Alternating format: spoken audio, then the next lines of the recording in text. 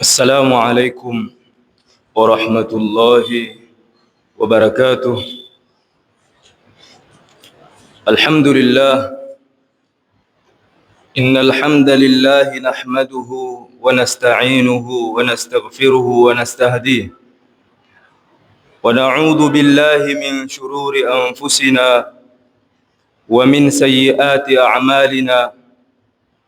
من يهده الله فلا مضل له، ومن يضلله فلن تجد له وليا مرشدا.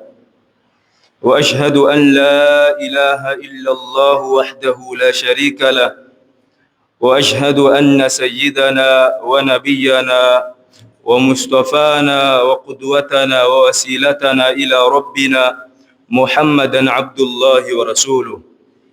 نشهد أنه قد بلغ الرسالة وأدى الأمانة ونصح الأمة ومحى الظلمة وكشف الغمة، وجاهد في الله حق جهاده حتى أتانا اليقين.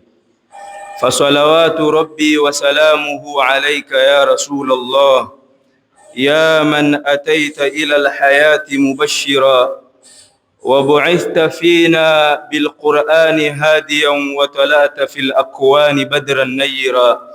إن الله وملائكته يصلون على النبي، يا أيها الذين آمنوا صلوا عليه وسلموا تسليما.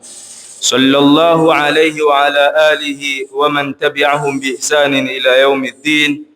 أما بعد، فأوصيكم عباد الله وأوصي نفسي المذنبة بتقوى الله، فلقد فاز المتقون. يقول الله تبارك وتعالى في كتابه العزيز: يا أيها الذين آمنوا اتقوا الله ولتنظر نفس ما قدمت لغد واتقوا الله إن الله خبير بما تعملون. وتكفوا إسلام، بعد يكم حميد مولى سبحانه وتعالى نكم تكيا رحمة kipenzi wa umma huu Bwana Mtume Muhammad sallallahu alayhi wasallam. Ndugu zangu watukufu wa Islam, jambo la kwanza kabisa ningependa kuihusia nafsi yangu na kuwahusieni nyinyi dhidi ya jambo kubwa ambalo kwamba litatupatia sisi manufaa na litatupasia sisi kufaulu hapa duniani na kesho akhira. Aliulizwa mmoja katika watu wema, kumesemekana ni Hasanul Basri, aina wajadta saada, wapi wewe ulipata kufaulu? Akajibu akasema, lastu ara saadata jamaa malin, sijaona mimi kufaulu kuko katika kukusanya mali nyingi, walakinna taqiya huwa saidu, lakini mcha Mungu ndio alofaulu katika huu ulimwengu. Ndugu zangu watukufu wa Islam, tuko ndani ya mwezi wa Shaaban. Mwezi mtukufu kama huu ni mwezi ambao kwamba Bwana Mtume Muhammad sallallahu alayhi wasallam alifahamu makana na daraja ya mwezi kama huu, na ndio niposa alipokuwa akitumia muda wake mwingi katika kuzifanya ibada, hususan wakituelezea ulama kwamba alikuwa akifunga sana, mpaka akaulizwa kwa nini wafunga sana ndani ya mwezi kama huu. Akawajibu akawaambia, dhaka shahrun yaghfulu an-nasu anhu baina Rajaba wa Shaabana, huu ni mwezi ambao kwamba watu wanaghafilika nao sana, mwezi wa Shaaban, mwezi ulioko kati ya Rajab na Ramadhan, baina Rajaba wa Ramadhan, kati ya Rajab na mwezi wa Ramadhan, ndani yake kuna mwezi wa Shaaban, watu wanaghafilika nao sana. Sisi tunajua kwamba kukiwa na safari yoyote, kukiwa na dili yoyote muhimu, yafaa watu wajiandae. Na hivi sasa tunataka kuelekea mwezi mtukufu wa Ramadhani. Maandalizi yetu ni yapi? Kama namna tunavyosema kila siku kwamba mwezi wa Rajab ni shahru zara, mwezi wa Shaaban ni shahru suqya, ni mwezi wa kunyosheleza yale mimea ulioilima katika mwezi wa Rajab, lakini pia vile vile Ramadhan ndo mwezi wa kuvuna. Ni namna gani ambao kwamba umejiandaa na huu mwezi wa Shaaban uliokuwa mtukufu, mpaka tuambiwa Mtume Muhammad sallallahu alaihi wasallam alikuwa akipatiliza ndani yake kufanya ibada na kufunga ndani yake sana.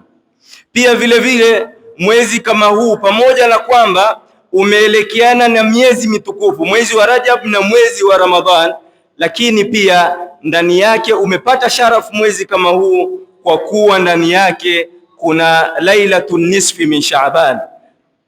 Siku hii ya tarehe 15 ya mwezi mtukufu wa Shaaban ni siku kubwa, siku tukufu ambayo kwamba anapokea al-Imam Ibn Hibban kutoka kwa sahaba wa Mtume Muhammad sallallahu alaihi wasallam Muadh bin Jabal kwamba yattali'u Allahu fi lailatin nisfi min Shaaban, Mwenyezi Mungu Subhanahu wa Ta'ala yuangalia waja wake kwa jicho la rehma katika huu siku wa nusu ya Shaaban, fayaghfiru li jamii khalqihi, akawasamehe watu wote, illa limushrikin au mushahin.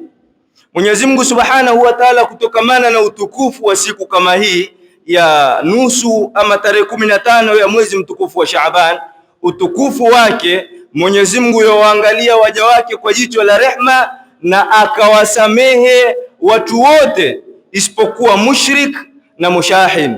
Makana iliyoje, daraja iliyoje sisi kupata maghfira ndani yake katika mwezi kama huu, na msamaha wa Mwenyezi Mungu Subhanahu wa Ta'ala watolewa katika nusu ya Shaaban.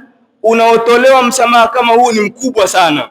Yatosha kwamba na Aisha katika hadithi nyingine anasema inna Allaha tabaraka wa Ta'ala, hakika Mwenyezi Mungu Subhanahu wa Ta'ala aliyetukuka, yanzilu fi lailatin nisfi min Shaaban, yateremka katika, ama rehema zake zateremka katika nusu hii ya Shaaban, fayaghfiru, basi anasamehe, liakthara min adadi sha'ri ghanami kalbi, anasamehe waja wengi zaidi kuliko idadi ya nywele za mbuzi wa kabila la Kalb. Sisi tunajua namna ambavyo kwamba mbuzi ukimshika manyoya yake ni mengi, na kabila la Kalb katika Waarabu ni kabila ambalo kwamba lilikuwa na mbuzi wengi. So Mtume Muhammad sallallahu alaihi wasallam anasema ule msamaha ambao kwamba wateremka ndani ya usiku wa lailatin nisfi min Shaaban ni sawasawa na kusamehe idadi ya nywele za mbuzi wa kabila la Kalb. Angalia msamaha mkubwa wa vipi ambao kwamba utatolewa ndani yake. Na ndani ya usiku kama huu wanazuoni wamesunisha na kuweka athari nyingi zaidi. Ndani yake ni kusoma Qur'an, ndani yake ni kufanya ibada, kusimama qiyamul layl ndani ya usiku kama huo, lakini pia vile vile kuna dua ambayo kwamba yasomwa maarufu Allahumma ya dhal manni mpaka mwisho. Dua kama hii ina maneno kati yetu sisi ambao kwamba sisi tujiona tumesoma, wakati wanazuoni wameisunisha wakasema ni iko katika sunna, tena imethubutu. Wametaja wanazuoni wengi sana, miongoni mwao ni Ibn Abi Shayba, miongoni mwao ni Ibn Abi Dunya. Katika kitabu Ad-Dua amezungumza dua kama hii. Sheikhul Mufassirina kadhalika ameitaja dua kama hii. Ibn al-Jariri Tabari ameitaja dua kama hii. Wanazuoni wengi al-Asl wameitaja, bali Ibn Abi Dunya katika kitabu Dua amesema ma daa abdun bihadhihi ad-da'awat, hakuna mtu yoyote katika waja ataomba kupitia dua kama hii illa wasaa Allahu fi maishati, isipokuwa Mwenyezi Mungu Subhanahu wa Ta'ala atamkunjulia katika maisha yake. Ni dua iliyokuwa nzito sana. Hivyo basi ndugu zangu watukufu wa Islam, misikiti siku kama hiyo inawirike. Misikiti siku kama hiyo watu wajae kwa ajili ya kupata fadla ya dua kama hii. Tukiwa leo tuko tarehe 9 ya mwezi mtukufu wa Shaaban, basi kwa idadi ya mwandamo wa kwetu mpaka Jumanne usiku ule wa kuamkia Jumatano watu ndio watakusanyika kwa ajili ya kuomba dua kama hii, na watu wakusanyike kwa wingi. Ndugu zangu watukufu wa Islam, kama namna tulivyotaja kwamba msamaha wa Allah subhanahu wa ta'ala unateremka siku kama hiyo kwa kuwasamehe watu na kuwafinika watu ambao kwamba wataupata msamaha kama huu. Lakini je, msamaha kama huu utampata kila mtu? Kama namna tulivyoashiria katika hadith iliyopokewa na Ibn Hibban, Mtume sallallahu alayhi wasallam anasema fayaghfiru li jamii khalqihi, atawasamehe wa viumbe vyote, jamii khalqihi. Lakini kuna watu wamevuliwa hapa, illa limushrikin, isipokuwa mushrik au mushahin. Mushrik tumjua maarufu, lakini leo tutataka tuangalie au mushahin. Miongoni mwa matatizo yetu makubwa sana, mushahin ulama wanasema ni mtu ambaye kwamba amebeba vitu katika moyo wake, ugomvi, uadui na chuki kati ya yeye na ndugu yake Muislamu. Mtu kama huyu, msamaha utakapokuwa ukitolewa ndani ya siku kama hii, yeye hataupata msamaha. Na ndugu zangu watukufu wa Islam, hakuna kitu kikubwa ndani ya huu ulimwengu ambao kwamba kila mtu akipigania apate kabla ya Ramadhan na mtu ajisafishe kama mtu kusamehewa na Mwenyezi Mungu Subhanahu wa Ta'ala, ili afungue chapter mpya akiingia ndani ya mwezi mtukufu wa Ramadhan ya matendo yake kukubaliwa, sio tena kusamehewa madhambi. Lakini malasafu shadid, kuna watu ambao kwamba hawatopata msamaha kama huu, na ni mtu ambaye kwamba atakuwa ameweka kitu ndani ya moyo wake. Abdullah ibn Mas'ud aliulizwa, kaifa tastaqbiluna Ramadhan, vipi nyinyi mwauelekea mwezi mtukufu wa Ramadhan?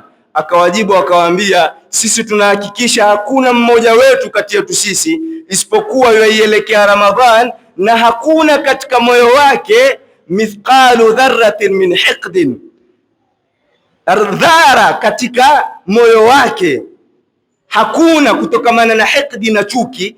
Tuhakikisha kwamba ameondosha kabisa bainahu wa baina akhihi almuslim, kati yake yeye na ndugu yake Muislamu, tuhakikisha kumeondolewa kabisa, kwa sababu haya ni miongoni mwa mambo ambayo kwamba yatakuwa sababu ya sisi kutosamehewa ndani ya mwezi kama huu. Man dhal ladhi ma saa qattu, nani ambaye kwamba hafanyi makosa kabisa? Wa man lahu alhusna faqat, na nani ambaye kwamba ana mazuri tu amebeba na hana makosa? Sote tuna makosa na tutahitaji kupata msamaha kama huu, tusafishe ili tukiingia mwezi mtukufu wa Ramadhan tuwe tuko wasafi. Lakini ikiwa hatutakuwa makini, tuondoshe yaliyokuwa ndani ya nyoyo zetu, basi tutaingia mwezi mtukufu wa Ramadhan na yakiwa matendo yetu bado ni machafu. Na ndugu zangu watukufu wa Islam, hakuna kitu kikubwa ndani ya huu ulimwengu kama kusafisha moyo wako. Moyo wako usafishe uwe mzuri, kwa sababu moyo ni chombo ambacho kwamba hubeba vitu visafi, na Mwenyezi Mungu Subhanahu wa Ta'ala yataka sisi tusafishe nyoyo zetu, kwa sababu ikiingia Ramadhani anavyo vipoa vingi, anayo mazuri mengi ambayo kwamba atawatupia watu. Leo sisi tukikaa tukifikiria tutasema wacha nile vizuri, ili kwa sababu ikiingia Ramadhani swaumu na njaa isinipige vizuri. Hatujiandai sisi kwa nyoyo zetu tuzisafishe, bali tuandaa matumbo yetu, tuangalia shibe zetu zitakuwaje. Lakini angalia masahaba radhiallahu anhum namna wanavyotufundisha ni tuangalie mwanzo ndani ya nyoyo kuna nini. Kama kuna hikdi tuondoshe kwanza. Soraha ni mtu aangalie moyo wake umesalimika vipi, na ndio maana wanazuoni wanasema hawakututangulia sisi wema waliopita bi akthari sujudi warukui, kwa wingi wa kusujudu sana na rukuu fakat tu, lakini walichotangulia nacho ni salamatul qulub, ni kuzisalimisha nyoyo hizi tulizo nazo, wanaqau sudur, na kutakasika vifua. Walichotangulia nacho kikubwa zaidi sio ibada peke yake, lakini ni kwamba wao walisafisha nyoyo zao na wakasafisha vifua vyao. Na siri ya moyo ina vitu vitatu vikubwa ambavyo kwamba Mwenyezi Mungu, zamani mtu akisafisha moyo wake, Mwenyezi Mungu hutupa ndani ya moyo kama ule. Kitu cha kwanza ni takwa, na Mtume sallallahu alaihi wasallam akataja at-taqwa, ucha Mungu, mahallu halqalb, mahali pake ni wapi? Ni moyoni. Unapokuwa ndani ya moyo umechukua rojo la uchafu umeweka ndani ya moyo, matusi umeweka hapo ndani, hikdi na hasadi umejaza hapo ndani, takwa haitopata mahali.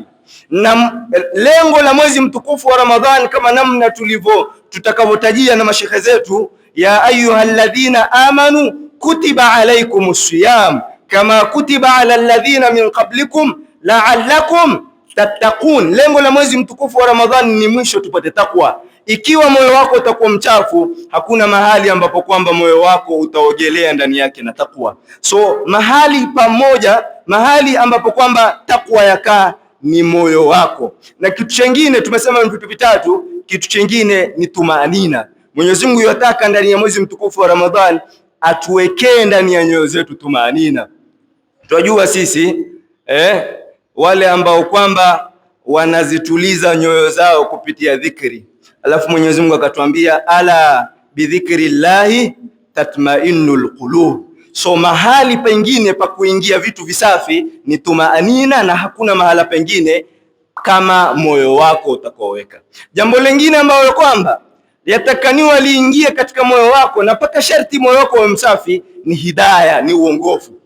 Uongofu upate moyo ambao kwamba ni msafi, basi utakuwa ushafaulu. Na alitaja hili al-Imam al-Busiri katika Hamzia, akasema alifannuska wal ibadata wal khal wa tatiflan wa hakadha nujabau wa idha hallatil hidayatu qalban nashatat lil ibadati al a'dha'u.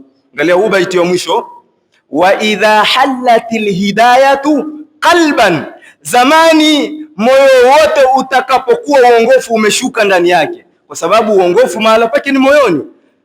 Uongofu ukishuka ndani ya moyo, nashatat lil ibadati al a'dha'u, hata viungo vyako vitapata nishati ya kufanya nini? Ya kufanya ibada. Tatizo sisi, unapomuona mtu unamwamsha alfajiri, adhana ya kwanza umemwamsha bado umemvuta shiti, adhana ya pili bado kumeadhiniwa bado uyangorota, wamwambia basi mimi natangulia, naja bana, umemwacha bado ukaja wapata walala. Ni kwa sababu gani? Uongofu haujaingia ndani ya moyo wake. Na lau uongofu utaingia ndani ya moyo wake, nashatat lilibadati al-a'dha, walai hata viungo hivi vitakuwa na nishati ya kufanya ibada. So ndugu zangu watukufu wa Islam, zamani moyo wako utakapokuwa msafi, ndipo utakapopata vipoa vya Allah subhanahu wa ta'ala, na miongoni mwao ni maghfira ya Mwenyezi Mungu subhanahu wa ta'ala. Angalia namna ambavyo kwa masahaba radhiallahu anhum, tukisema kwamba hawajatuzidi na ibada nyingi, kitu ambacho kwamba ametuzidi nacho ni kusafisha nyoyo. Siku moja Mtume Muhammad sallallahu alaihi wasallam anawaeleza masahaba, anawaambia yadkhulu alaykum rajulun min ahli aljanna, hivi sasa ataingia kutoka mlangoni pale, angalieni, mtu ambaye kwamba ni mtu wa peponi. Akaingia siku ya kwanza, masahaba radhiallahu anhum kwa haraka haraka walimuona yule bwana, walidhania labda atakuwa ni mtu mtukufu, watu ambao kwamba wamebashiriwa pepo, lakini ni mtu wa kawaida. Alipoingia siku ya kwanza, siku ya pili, na Mtume akampa bishara mpaka siku ya tatu. Abdullah ibn Umar hakunyamazia hili, akamfuata mpaka nyumbani kwake kumpeleleza, je, ana ibada gani anazozifanya usiku. Kwenda akalala naye, akampata tu hana zaidi ya faradhi zake za siku. Baada hapo akamuuliza, nimekuja nipeleleze lakini sijapata majibu, hebu nieleze ni kitu gani ambacho kwamba wafanya wewe? Akasema, mimi silali isipokuwa siachi hikdi katika moyo wangu ya kati yangu mimi na Muislamu yoyote. Kabla sijalala mpaka nihakikishe, je, mimi nina yoyote ambaye kwamba nimekosana naye? Watukufu wa Islam, tujiangalieni sisi katika maisha yetu. Kuna watu ambao kwamba tuko hapa, wako watu ambao kwamba wana ugomvi na wenzao, wana mwaka wa pili sasa, wameteta na hawezi kuzungumza. Makosa la yahillu lilmuslimi, si halali kwa Muislamu an yahjura akhahu almuslim, kumgura ndugu yake Muislamu fauqa thalathi layali, zaidi ya siku tatu. Uwe umemgura ndugu yako Muislamu, usemi naye hata salamu kumsalimia huwezi ukamsalimia. Jambo kama hili Mtume sallallahu alaihi wasallam anasema si halali, ni haram, haifai kwa Muislamu. Je, sisi tutatarajia leo tutaupata msamaha wa Allah subhanahu wa ta'ala katika nusu ya huu mwezi mtukufu wa Shaaban, ikiwa sisi tuna ugomvi, Twadhani sisi ibada zetu zitakuwa zitakabaliwa ndani ya mwezi mtukufu wa Ramadhani ikiwa tumeacha mabaki ya hikdi ndani ya nafsi zetu ama ndani ya nyoyo zetu? La, wallahi, mpaka nyoyo zetu ziwe tumezitakasa kisawasawa. Na bali katika riwaya nyingine Mtume Muhammad sallallahu alaihi wasallam anaeleza, anasema fama zada fawqa 3 layalin au kama qal, kikizidi zaidi ya siku 3, yani siku 3 zimepita watu wameteta hawasemi, na kukazidi, famata, mtu kama yule akafa, dakhala an-nar. Subhanallah, angalia, ni jambo ambalo kwamba mpaka laweza likampeleka mtu motoni, na ni hikdi tu na chuki ambayo kwamba mtu ameweka ndani ya moyo wake, likampelekea paka mtu hili jambo likamuingiza mtu wapi? Motoni. Yote nini? Ni kwamba bado kuna vitu ambavyo kwamba tumeviweka ndani ya nyoyo zetu kati yetu sisi na Waislamu. Ndugu zangu watukufu Waislamu, kuna watu ambao kwamba mpaka ni akraba wa karibu, mtu amemuudhi kidogo, amemwekea ugomvi, paka kama kile kisa chengine, mtu anamwambia msamehe mwenzako, asema mimi sitomsamehe. Msamehe basi, wallahi billahi, paka kisimame kiyama, lakini mimi sitomsamehe. Ya nini hayo yote? Ondosha ndani ya moyo wako ugomvi kama huu, kwa sababu ndio ambao kwamba utakupatia msamaha kwa Allah subhanahu wa ta'ala, na wewe upate kuokoka. Angalia Sayyiduna Abu Bakar ni Siddiq katika hadithul ifki maarufu, na Aisha alipokuwa msafara ule wa kuelekea katika vita, imefika barabarani, akashikwa na haja, akaingia ndani ya pori, msafara ukaondoka, ukaendelea na safari yake. Baada ya kurudi akakosa mkufu wake, katika riwaya akarudi kutafuta, kuja msafara umetangulia, akampata Sufwan ibn Mu'attal, akambeba na kipando chake mpaka wakaingia ndani ya Madina. Walipoingia, munafiqun wakachukua nafasi kama ile katika kumchochea na Aisha kwamba alilala na Sufwan. Kitendo kama hichi kilimuudhi sana Bwana Mtume Muhammad sallallahu alaihi wasallam, na kilitia shaka ndani ya mioyo ya Waislamu, miongoni mwao akiwa ni Sayyiduna Abu Bakar ni Siddiq. Miongoni mwa waliotia hizi fitna ni kijana ambaye kwamba yuasaidiwa na Sayyiduna Abu Bakar ni Siddiq, yompatia msaada. Sayyidina Abu Bakar ni Siddiq alipojua kwamba kumbe huyu kijana mimi nampatia msaada, leo alikuwa wa kwanza katika kumtia doa binti yangu, mke wa Mtume Muhammad sallallahu alaihi wasallam, akasema jambo, akasema kuanzia leo misaada yangu inakoma, tunakatisha, simpatii tena mimi. Angalia, Mwenyezi Mungu Subhanahu wa Ta'ala atupatie funzo. Ikateremka aya maarufu, wala ya'tali ulul fadli minkum wasaa, mpaka mwisho wa aya. Alafu Mwenyezi Mungu akasema waliyafu waliyasfahu, watu wasamehe, msiweke vitu ndani ya nyoyo zenu. Akiambiwa Sayyidina Abubakar ni Siddiq, ala tuhibbuna an yaghfira Allahu lakum, hivi hampendi nini Mwenyezi Mungu awasamehe? Mwenyezi Mungu atuonyesha hapa kwamba sharti ya kusamehewa mpaka ndani ya nyoyo zetu kutoke nini? Vitu ambavyo kwamba viko ndani yake. Na ndio maana imekuja katika hadithi nyingine kwamba Mwenyezi Mungu katika huu siku wa tarehe 15 wa Shaaban ni kwamba atawasamehe waja wote, wayatruku ahla alhiqdi kamahum, na atawaacha wale watu ambao wana hikdi, watu wawili ambao wana hikdi wamechukiana, kamahum, atawaacha, hatopata msamaha wake.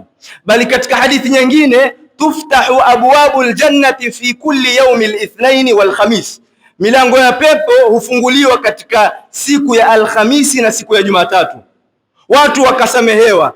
Halafu Mtume Muhammad sallallahu alaihi wasallam akasema isipokuwa watu wawili, rajulani, watu wawili ambao kwamba kanat bainahu wa baina akhihi shahna, wana ugomvi kati yao.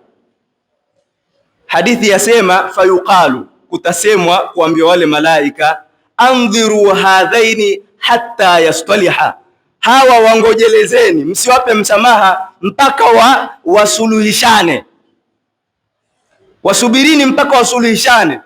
Hivyo wewe ambaye kama una ugomvi, ni mimi ama ni wewe, tuna ugomvi, hatusemi, hatuzungumzishani kwa sababu kuna mambo yaliyotokea nyuma mpaka yakatufikisha mpaka hapa, basi wasia wangu suluhishaneni na msameheane, kwa sababu msamaha kama huo biri kama utakupata ikiwa wewe una ugomvi na ndugu yako alokuwa Muislamu. So tutachukua darasa ndugu zangu watukufu wa Islam kwamba kusamehe ni bora. Mazada al-abdu bil-afwi illa izza, hakuzidi kwa Muislamu kwa kusamehe kwake isipokuwa hupata utukufu. Msamehe ndugu yako Muislamu. Na Mtume sallallahu alaihi wasallam katika hadithi yasema wa khairuhum man badaa bisalam, na mbora wao, ama namna kulivyosema katika hadithi kwamba mbora wao ni yule ambaye kwamba atamwanzia ndugu yake kwa salamu, ukaenda hata kama hatakusamehe lakini ukamsalimia. Malasafi shadid, mimi nitazungumza huwa siachi mambo kama haya ambapo kwamba hutokea current affairs. Utapata bado kuna baadhi ya watu ambao kwamba bado tumejaza hikdi ndani ya nyoyo zetu, si kati yako wewe na akraba yako ama kati yako wewe na ndugu yako Muislamu. Kuna watu wana hikdi paka na ulama na wanazuoni, hikdi zao zimezidi zikawa nyingi paka na wanazuoni. Ramadhani jamani, ni mwezi wa ibada. Ramadhani tuuelekea ni mwezi wa watu kutafaraka na ibada vizuri. Utakuja malasafi shadidi umpate mtu amesimama mahali ana darasa yake ndani ya Ramadhani yozungumza uchafu labda wa mawali, yozungumza shiriki za wanazuoni, chuki namna ilivyomjaa. Utamuona mtu ameka darasa yozungumza ahlu baiti rasulillah, hawana kazi walioifanya, wamefanya kadha, wameleta bid'a, wamefanya nini? Chuki yako iliyojaa ndani ya moyo ni gani? Luhumul ulamai masmuma, nyama za wanazuoni zina sumu ndugu zangu. Wakati wote utakapoila nyama kama ile, ujue Mwenyezi Mungu atakutandika. Wa adatullahi fi muntaqshi aqdarihim ma'luma, na ada ya Mwenyezi Mungu katika kuwatandika wale ambao kwamba wanawapunguzia vyeo vya wanazuoni, ujue yajulikana. Mwenyezi Mungu atakutandika. Makosa sana. Chuki yako na kati yako Muislamu ifike mbali mpaka umeona wewe huwezi kutulia mpaka wataje ahlu baiti rasulillah, huwezi kutulia mpaka wataje akina nani wanazuoni ambao kwamba wameweka. Ikiwa mmekhtalifiana ya haja gani mpaka mtu aweke darasa la kisawasawa kwa ajili ya kumtukana Imam Nawawi? Mambo kama haya ndio yatakayotufanya mpaka hatutothubutu sisi kuingia katika maghfira ya Allah subhanahu wa ta'ala, ama matendo yetu kukubaliwa ndani ya mwezi mtukufu wa Ramadhani, kwa sababu tu tunazo chuki ambazo kwamba tunazo sisi kwa sisi. Wewe Muislamu wa kawaida haina haja uingie chuki. Ikiwa ni msikiti ambao kwamba umeona mmekhtalifiana, ingia uswali. Swali ni hapa, swali, dua zaendelea, fanya. Kama hutaki ondoka, nenda ukaeke dua zako peke yako. Lakini haiswilihi wallahi mtu asimame mahali wazungumza wenzake, wayarmihim bishirk, awatupie shirki, awapeleke huko, awafanye huko kama huko.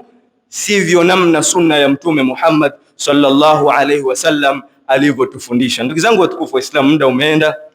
Almuhim, katika mwezi kama huu ni mwezi ambao kwamba tunauhusisha kwa ibada kama namna tulivyozungumza. Mtume sallallahu alaihi wasallam alikuwa akihusisha kwa kufunga sana, na pia vile vile na kusajisalimisha na kutokamana na maradhi ya nyoyo. Na miongoni mwa maradhi makubwa aliyotaja katika hadithi Mtume sallallahu alaihi wasallam ni kwamba ni hikdi, ni chuki, na shahna, ni ugomvi. Na hata ukitaka kuwa katika watu wema, wewe watu wema ni wale ambao kwamba ndani ya nyoyo zao hakuna chuki. Wanaza'ana ma fi sudurihim min ghil. Ghil maana yake ni chuki. Rabbana ighfir lana wa li ikhwanina alladhina sabaquna bil iman wala taj'al fi qulubina ghillan lilladhina amanu. Zote ni chuki hizo, yafaa tuondoshe ndani ya nyoyo zetu ili sisi tuwe watu wema. Lakini ikiwa sisi tutajigamba na chuki, yule simsamehe mimi, yule hata afanyeje, aende afanye sulhu za huku na huku, lakini mimi sitomsamehe, ujue kwamba athari ndio utabakia nayo mwenyewe, na hakuna chochote ambacho kwamba utapata katika vipoa vya Allah subhanahu wa ta'ala. Tutamuomba Mwenyezi Mungu subhanahu wa ta'ala tujalie min alladhina yastami'una alqawla fayattabi'una ahsana. Wassalamu alaykum wa rahmatullahi.